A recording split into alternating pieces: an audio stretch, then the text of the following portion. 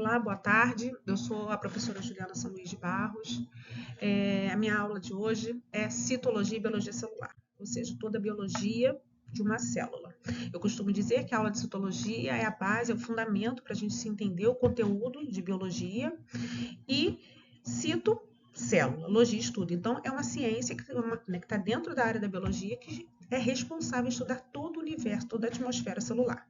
Então, a gente precisa entender primeiro o que vem a ser uma célula. E a gente sabe, por definição, que célula é a menor unidade viva de um ser vivo, ok?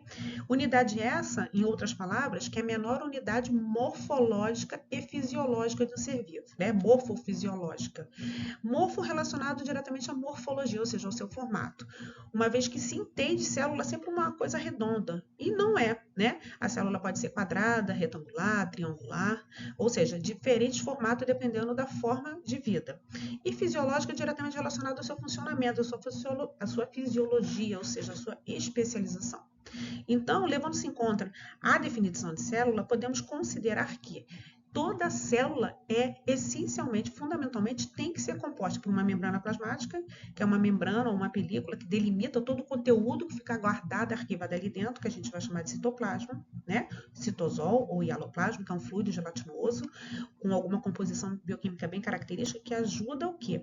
A manter tudo aquele conteúdo no seu citoplasma, como no caso o material genético, ok? Que é o DNA ou o RNA, e os seus ribossomos. Ribossomos que está diretamente relacionado à produção proteica, produção de proteínas. Ou seja, todo ser vivo precisa essencialmente de uma proteína para sua estrutura, enfim. Proteínas, enzimas, hormônios, tem várias funções. E esse processo acontece através do DNA, que transcreve em RNA e traduz em uma proteína. Isso nas aulas mais para frente nós vamos esclarecer esse processo molecular com mais detalhes. Levando-se em conta que sabemos, né, entendemos as necessidades para ser considerada uma célula, podemos então começar a entender os grupos celulares. O primeiro deles são os procariontes, que é exclusivamente dos organismos unicelulares. Então, olhando para essa figura, a gente vê que tem material genético, porém, ali no citoplasma solto, né? Ou seja, não tem nada guardando esse material genético. Tem seu citoplasma, né? Tem os ribossomos e tem a membrana plasmática. Mas, por fora dessa membrana plasmática, a gente vê que tem uma outra camada que a gente chama de parede celular, totalmente relacionada à forma e à proteção desse organismo, né? Essa parede, quimicamente, ela é formada pelo peptídeo glicano, que é o que também a gente vai aprender nas aulas bioquímicas mais para frente. E ainda por fora a gente tem o capsídeo, além de outras estruturas que são características desse grupo de bactérias, né? A gente tem o plasmídio, que é um DNA pequenininho, a gente tem cápsula, a gente tem pilos, enfim. É um organismo simples, básico, bacteriano. Em contrapartida, a gente comparando, a gente tem os organismos eucariontes, que só da gente olhar, a gente já consegue separar, ou seja, quem é o mais simples, quem é o mais complexo, ou seja, quem é o mais básico, quem é o mais especializado. Obviamente, olhando para um organismo eucarionte, que ele pode ser uni ou pluricelular, vemos que ele é totalmente mais complexo, ou seja, ele tem, né, a membrana plasmática, todas essas figuras, animal, vegetal e fungo, ele possui a membrana plasmática, citoplasma, núcleo, né? Ou seja, o material genético próprio, e os seus ribossomos. Porém, entre outras especializações, quando ele é riquíssimo, são riquíssimos esses tipos de celulares eucariontes em organelas citoplasmáticas ou organelas celulares.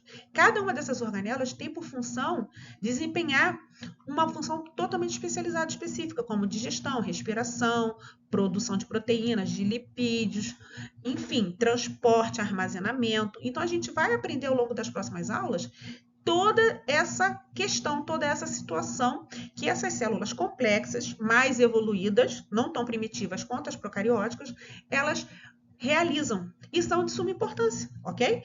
Dependendo do grupo que elas participam. E o grande detalhe é que elas são eu. Eu quer dizer o quê? Verdadeiro.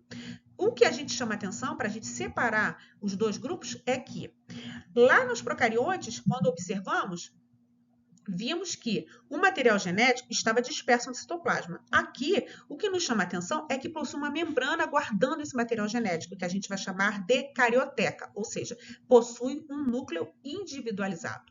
separado, compartimentado do restante do citoplasma dessa célula. Ou seja, o núcleo fica ali, o compartimento isolado do restante do conteúdo da célula, do conteúdo citoplasmático, que estão as outras organelas. Mas ainda assim, a gente também vai aprender mais para frente que eles se comunicam em vários processos metabólicos, em várias situações, ok? Aí o primeiro deles, para a gente já ir destacando, a gente já ir separando, dentro do próprio grupo dos eucariontes, a gente tem a célula animal. A célula animal, a nossa célula, né? A gente vê aí, tem a membrana plasmática, citoplasma, material genético guardado dentro da carioteca e temos os ribossomos, ok? O que acontece nessa daqui? A gente vê a membrana plasmática ali, azulzinho, com algumas invaginações. Temos ou não temos parede celular? Não temos uma segunda camada por fora, ou seja, ela não tem parede celular. Dentre todas as organelas, né, que a gente vai aprender, que a gente já listou, né, para digestão, respiração, transporte, produção, ela tem os centríolos, né? Ou seja, centríolo está diretamente relacionado à sustentação, ou seja, ao citoesqueleto da célula, assim como na reprodução, quando falamos de divisão celular, mitose e meiose, processo pelo qual nós fazemos o tempo todo, estamos em constante multiplicação celular, né? E quando nós queremos nos reproduzir sexuadamente, né, meiose, formação de gametas, a gente precisa dos centríolos ali trabalhando nesse processo, coisa que também são próximas aulas que nós vamos aprender. Mas a célula animal não pode deixar de ter atenção que ela não tem parede celular, ok? Ao contrário da vegetal, que tem parede celular. Parede celular é essa, riquíssima em celulose. Porém, o que faz um vegetal que difere dos outros organismos que nós não fazemos? Né? Eles são considerados autótrofos. O que vem a ser isso? Eles produzem seu próprio alimento através do processo fotossíntese, ou seja, um processo fotoquímico, absorção da energia da luz do sol, transformação no seu substrato para a sua própria sobrevivência. Então, eles são totalmente independentes, através de uma organela chamada de cloroplastos, ok? Então, isso também é característico dessa célula eucarionte do tipo vegetal.